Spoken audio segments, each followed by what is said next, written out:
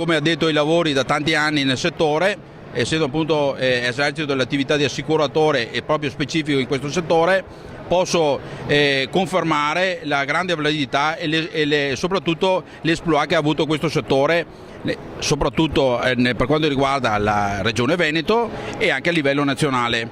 Mentre con l'avvento di queste problematiche che hanno creato il governo, con un inasprimento di queste regole che di fatto vanno a bloccare un indotto sia appunto a livello assicurativo, legale, tecnico e soprattutto commerciale, e anche legato all'artigianato, quindi tutti i vari punti dove grandissime attività hanno relegato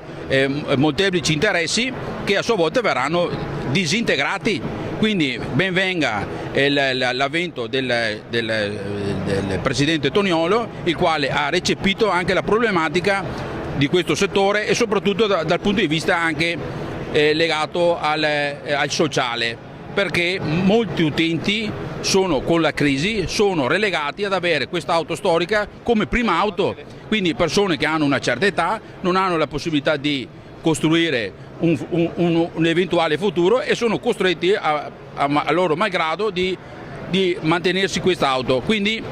grande attenzione, quindi un grande complimento all'assessore Toniolo che appunto ha recepito anche questa problematica che non è da scartare. Grazie.